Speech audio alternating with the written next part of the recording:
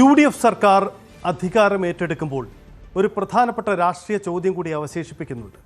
അതായത് മുമ്പ് പ്രതിപക്ഷത്തിരുന്നപ്പോൾ അന്നത്തെ സർക്കാരിൻ്റെ നയപരിപാടികളെ അതിശക്തമായി എതിർത്തിരുന്നു. സർക്കാരിൻ്റെ പല തീരുമാനങ്ങളെയും എതിർത്തിരുന്നു. ആ തീരുമാനങ്ങളോട് നീതി പുലർത്തുന്ന അല്ലെങ്കിൽ അന്നത്തെ ആ രാഷ്ട്രീയ നിലപാടുകളോട് നീതി പുലർത്തുന്ന നിലപാട് ഇനിയെടുക്കാൻ UDFനും സർക്കാരിനും കഴിയുമോ എന്ന ചോദ്യമാണ്. കഴിഞ്ഞില്ലെങ്കിൽ അത് ചോദ്യം ചെയ്യപ്പെടും. കാരണം അന്നത്തെ സർക്കാരിൻ്റെ വിവാദ തീരുമാനങ്ങൾ തെറ്റ് എന്ന് വിശ്വസിക്കുന്ന ജനങ്ങളാണ് UDFന് വോട്ട് ചെയ്തത്. അപ്പോൾ ഈ തീരുമാനങ്ങൾ തിരുത്തപ്പെടുമോ എന്ന ചോദ്യമാണ്. അങ്ങനെയെങ്കിൽ ആ നയപരിപാടികൾ തെളിയിക്കേണ്ടി വരും UDFന്. അതല്ലെങ്കിൽ അത് വെറും രാഷ്ട്രീയ പ്രഖ്യാപനങ്ങളോ രാഷ്ട്രീയ തട്ടിപ്പോ ആയിരുന്ന ബോധ്യം ജനങ്ങൾക്കുണ്ടാവും. അപ്പോൾ VD സതീശൻ മന്ത്രിസഭ തിരുത്തുന്ന ആ തീരുമാനങ്ങൾ ഏതൊക്കെയാണ്, തിരുത്തേണ്ടി വരുന്ന തീരുമാനങ്ങൾ ഏതൊക്കെയാണ്, എന്തൊക്കെയായിരുന്നു അന്ന് പറഞ്ഞത് എന്ന കാര്യമാണ് നമ്മൾ വിശദമായി തന്നെ പരിശോധിക്കുന്നത്. പ്രധാനപ്പെട്ട 5 വിഷയങ്ങളിലേക്ക് തന്നെ നമ്മൾ കടക്കുകയാണ്. ആദ്യം വരുമ്പോൾ VD സതീശൻ സർക്കാരിൻ്റെ നയമെന്ത് എന്ന് നമ്മൾ പരിശോധിക്കുന്നത് ലോക കേരള സഭയാണ്. ലോക കേരള സഭ ഇനിയും ഉണ്ടാകുമോ, ധൂർത്താണെന്ന ആരോപണത്തിൽ ഉറച്ചു നിൽക്കുമോ എന്ന ചോദ്യമാണ് ഉണ്ടാവുക.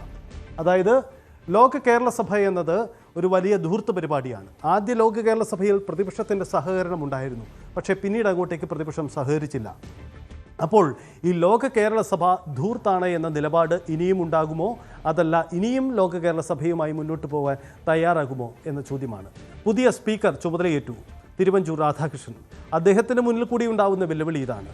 ഒപ്പം നമുക്കറിയാം സർക്കാരിൻ്റെ നയമനുസരിച്ചുകൊണ്ടാണ് ലോക കേരള സഭ വേണമോ വേണ്ടയോ എന്ന തീരുമാനമുണ്ടാവുക. അപ്പോൾ ലോക കേരള സഭ എന്ന ആശയത്തോട് യോജിക്കുന്നുണ്ടോ UDF? ഇനി പുതിയ സർക്കാർ എന്തായിരിക്കുന്നു നിങ്ങൾ പ്രതിപക്ഷത്തിരുന്നപ്പോൾ പറഞ്ഞ കാര്യം, അത് നടപ്പിലാക്കാൻ നിങ്ങൾ തയ്യാറാകുമോ എന്ന ചോദ്യമാണ് ഉണ്ടാവുന്നത്. ലോക കേരള സഭ സംബന്ധിച്ച് അന്നത്തെ സർക്കാർ ഇടത് സർക്കാർ മുന്നോട്ട് വെച്ച വാദം ഇതായിരുന്നു. ലോക കേരള സഭ എന്നത് മലയാളികൾ ലോകത്തിൻ്റെ പല ഭാഗങ്ങളിലുണ്ട്, അവരെ എല്ലാം ഒന്നിച്ചു നിർത്തുന്ന ഒരു പുതിയ നീക്കമാണ്. അവരുടെ എല്ലാം സഹായവും പണവും ഉപയോഗിച്ചുകൊണ്ട് കേരള വികസനം സാധ്യമാക്കാനുള്ള പുതിയൊരു മാർഗം, അതാണ് ലോക കേരള സഭ. ഇവരെല്ലാം പർട്ടിക്കുലറായ കുറച്ച് ദിവസങ്ങളിൽ നിയമസഭയിൽ സമ്മേളിപ്പിച്ചുകൊണ്ട് അതിനുവേണ്ടി വലിയ രീതിയിലുള്ള പണം അതിനുവേണ്ടി പുതിയ ചർച്ചകളും ആശയങ്ങളും ഉണ്ടാകുക, ആശയങ്ങളുടെ അടിസ്ഥാനത്തിലുള്ള തുടർ നീക്കങ്ങൾ, ഇങ്ങനെയുള്ള വമ്പൻ പ്രഖ്യാപനങ്ങളായിരുന്നു. പക്ഷേ ഇത് പൂർണ്ണമായും തട്ടിപ്പാണ്. ചില പ്രാഞ്ചി ഏട്ടന്മാരുടെ സമ്മേളനം അതിനുള്ള അവസരം ഒരുക്കുകയായിരുന്നു എന്നതൊക്കെയായിരുന്നു അന്നത്തെ പ്രതിപക്ഷം UDF പറഞ്ഞത്. അങ്ങനെയെങ്കിൽ അതേ നിലപാട് തന്നെയാണോ ഇനി ലോക കേരള സഭയുമായി മുന്നോട്ട് പോകാൻ തയ്യാറാകുമോ? ലോക കേരള സഭ എന്നേക്കുമായി UDF അവസാനിപ്പിക്കുമോ, പുതിയ സർക്കാർ അവസാനിപ്പിക്കുമോ? തീരുമാനം പറയണം, നിലപാടെടുക്കണം VD സതീശൻ സർക്കാർ എന്ന വെല്ലുവിളിയുണ്ട്. നമുക്കറിയണം, എല്ലാവരും കാത്തിരിക്കുകയാണ് ലോക കേരള സഭ സംബന്ധിച്ച് VD സതീശൻ സർക്കാരിൻ്റെ നിലപാട് എന്ത് എന്ന കാര്യത്തിൽ വ്യക്തത ഉണ്ടാവേണ്ടതുണ്ട്. നമുക്കെല്ലാവർക്കും കാത്തിരിക്കാം ഇക്കാര്യത്തിൽ എന്ത് നിലപാടെടുക്കുമെന്ന കാര്യം. അപ്പോൾ ലോക കേരള സഭയിൽ എന്ത് നിലപാടെന്ന വലിയ ചോദ്യത്തിന് ഉത്തരം നൽകണം. അത് സംബന്ധിച്ചൊരു വ്യക്തത ഉണ്ടാകുമെന്ന് തന്നെ നമുക്ക് പ്രതീക്ഷിക്കാം. എന്തായാലും VD സതീശൻ സർക്കാരിന് മുന്നിലുണ്ടാകുന്ന ആദ്യ വെല്ലുവിളി അതുതന്നെയാണ്. മറ്റൊരു കാര്യം ഊരാളുങ്കൽ കരാറുകളാണ്.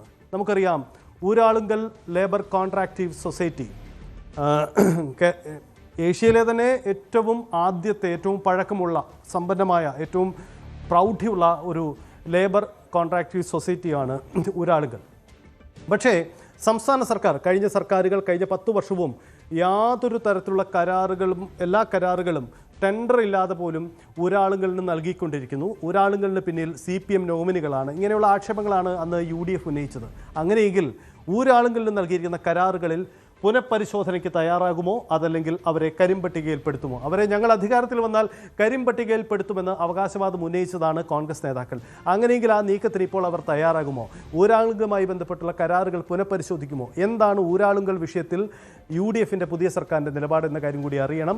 ഇക്കാര്യത്തിൽ വളരെ പ്രധാനപ്പെട്ടതാണ്. കാരണം ഊരാളുങ്കലിൻ്റെ നേട്ടമായി പറയുന്നത് ഊരാളുങ്കൽ പെട്ടെന്ന് ജോലികൾ തീർക്കും, താരതമ്യേന കുറഞ്ഞ പണമുടക്കാണ്, കൂടുതൽ കരാർ പിടിച്ച തുക സർക്കാരിന് തിരികെ കൊടുത്ത അനുഭവം പോലും ഊരാളുകളുടെ കാര്യത്തിൽ ഉണ്ടായിട്ടുണ്ട്. ഇതൊക്കെയാണ് വിശ്വാസ്യതയ്ക്ക് കാര്യമായി മുൻ സർക്കാർ അവകാശപ്പെട്ടിരുന്നത്. അത് തന്നെയാണോ പുതിയ സർക്കാരിൻ്റെ നിലപാട്? മുമ്പ് പറഞ്ഞ കാര്യങ്ങളെല്ലാം വിഴുങ്ങിക്കളയാൻ പോവുകയാണോ, അതല്ലെങ്കിൽ നിലപാട് മാറ്റുമോ എന്ന ചോദ്യമാണ്.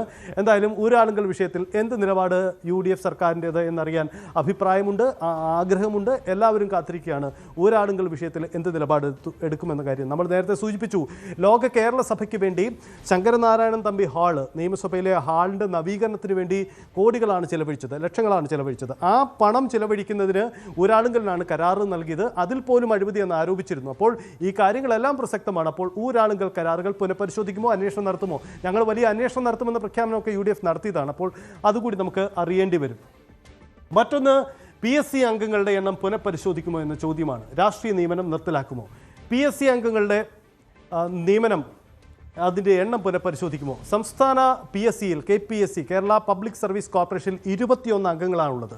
UPSCക്ക് പോലും അത്തരം അംഗങ്ങളില്ല. അങ്ങനെയുള്ളിടത്ത് കേരളം എന്നൊരു കൊച്ചു സംസ്ഥാനത്തിൽ എന്തിനാണ് ഇത്ര അധികം PSC അംഗങ്ങൾ എന്ന ചോദ്യം ഉന്നയിച്ചിരുന്നു പൊതുസമൂഹം. ഒപ്പം UDF അത് ഏറ്റെടുക്കുകയും ചെയ്തിരുന്നു. അങ്ങനെയെങ്കിൽ കേരളത്തിലെ PSC അംഗങ്ങളുടെ എണ്ണം വെട്ടിക്കുറയ്ക്കാൻ UDF സർക്കാർ തയ്യാറാകുമോ? മുമ്പ് പറഞ്ഞ കാര്യം മറക്കരുത്, നിങ്ങളുടെ ഓർമ്മയിലുണ്ടാവണം. PSC അംഗങ്ങളുടെ എണ്ണം പുനഃപരിശോധിക്കുമോ എന്ന ചോദ്യത്തിന് ഉത്തരം വരണം. മറ്റൊന്ന്, രാഷ്ട്രീയ നിയമനം നിർത്തലാക്കുമോ? നമുക്കറിയാം, ഘടകകക്ഷികൾക്കെല്ലാം വെച്ച് കൊടുത്തുകൊണ്ടുള്ള രാഷ്ട്രീയ നിയമനമാണ് PSCയിൽ നടക്കുന്നത്. 6 വർഷമാണ് ഒരു PSC അംഗത്തിൻ്റെ കാലാവധി. വലിയ വേതനം കിട്ടും, വേറെ യാത്രാബദ്ധ അടക്കമുള്ള മറ്റ് ആനുകൂല്യങ്ങളും നിരവധി. ഇങ്ങനെയുള്ളവർക്കൊന്നും കേരളത്തിൽ പുതിയ ഉദ്യോഗാർത്ഥികൾക്ക് വേണ്ടി PSCയുടെ നടത്തിപ്പുമായി ബന്ധപ്പെട്ട സേവനം ചെയ്യുക എന്ന മികച്ച ഉദ്യോഗമാണ്, മികച്ച ദൗത്യമാണ് അവിടെയൊക്കെ ഉള്ളത്. പക്ഷേ വരുന്നത് പലപ്പോഴും രാഷ്ട്രീയ നിയമനങ്ങളാണ്. ഈ ഉദ്യോഗാർത്ഥികൾക്ക് പുതിയ തരത്തിലുള്ള നീക്കങ്ങളൊന്നും നടത്താൻ കഴിയുന്ന ശേഷിയുള്ളവരല്ല നിയമിക്കപ്പെടുന്നത്. ഇത് നേരത്തെ തന്നെ ഉയരുന്ന ആക്ഷേപമാണ്, വസ്തുതയാണ്. അങ്ങനെയുള്ളിടത്ത് ഇത് പരിശോധിക്കപ്പെടുമോ എന്ന ചോദ്യമാണ്. രാഷ്ട്രീയ നിയമനം നിർത്തലാക്കുമോ? PSC അംഗങ്ങളുടെ എണ്ണം പുനഃപരിശോധിക്കുമോ? സംസ്ഥാന ഖജനാവിന് എന്തിനിത്ര നഷ്ടം എന്ന ചോദ്യം ഉണ്ടാവേണ്ടതാണ്. നമുക്കറിയാം, ആശാപ്രവർത്തകരുടെ സമരം നടക്കുന്നതിനിടയിലാണ് PSC അംഗങ്ങൾക്ക് വേതനം വർദ്ധിപ്പിച്ചുകൊണ്ടുള്ള തീരുമാനമുണ്ടായത്. കഴിഞ്ഞ സർക്കാരിന് വലിയ രാഷ്ട്രീയ നഷ്ടമുണ്ടായ ഒരു തീരുമാനം കൂടിയായിരുന്നു അത്. ആ തീരുമാനമടക്കം പുനഃപരിശോധിക്കാൻ ഇനി തയ്യാറാകുമോ? വേതനം പുനഃപരിശോധിക്കുമോ? അതല്ലെങ്കിൽ എണ്ണം വെട്ടിക്കുറയ്ക്കുമോ? മുമ്പ് പറഞ്ഞ കാര്യങ്ങൾ വിഴുങ്ങുമോ, നടപ്പിലാക്കുമോ? കാത്തിരിക്കുകയാണ് കേരളം PSC അംഗങ്ങളുടെ കാര്യത്തിൽ. മറ്റൊന്ന്, നിയമസഭയിലെ മാധ്യമ വിലക്ക് പുനഃപരിശോധിക്കുമോ? സമ്മേളനം ചിത്രീകരിക്കാൻ മാധ്യമങ്ങളെ അനുവദിക്കുമോ എന്ന ചോദ്യം. നമുക്കറിയാം, മാധ്യമ വിലക്ക് എന്നതായിരുന്നു കഴിഞ്ഞ സർക്കാരിന് മുന്നിൽ വലിയ തരത്തിൽ ഉയർന്ന ആക്ഷേപം. പ്രതിപക്ഷം അത് ഏറ്റെടുക്കുകയും ചെയ്തിരുന്നു. അതിൽ പ്രധാനം ഒന്ന് സെക്രട്ടേറിയറ്റ്, മറ്റൊന്ന് നിയമസഭ. സെക്രട്ടേറിയറ്റിൽ ചില ഇളവുകൾ വന്നു കഴിഞ്ഞു. ഇനി നിയമസഭയാണ് അറിയേണ്ടത്. നിയമസഭയിൽ കോവിഡിൻ്റെ പശ്ചാത്തലത്തിലാണ് നിയമസഭയിലെ ചോദ്യോത്തരവേള അടക്കമുള്ള പരിപാടികൾ മാധ്യമങ്ങൾ നേരിട്ട് ക്യാമറ വെച്ച് ചിത്രീകരിച്ചിരുന്നതാണ്. അത് വിലക്കി. ഇപ്പോൾ അവിടെ PRDO അല്ലെങ്കിൽ നിയമസഭാ സംവിധാനങ്ങൾ മാത്രമാണ് അവിടുത്തെ ക്യാമറ ചലിപ്പിച്ച് അത് ഔട്ട് തരുന്നത്.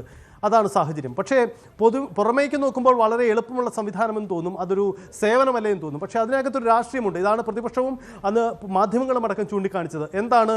നിയമസഭാ നടപടിക്രമങ്ങളിൽ സർക്കാരിനെ കുഴയ്ക്കുന്ന വിഷയങ്ങളൊന്നും ക്യാമറ അവിടേക്ക് പോകില്ല. അതായത് ക്യാമറ ചലിക്കുന്നതിന് പിന്നിലും ഒരു രാഷ്ട്രീയമുണ്ട് എന്നതായിരുന്നു അന്നത്തെ ആക്ഷേപം.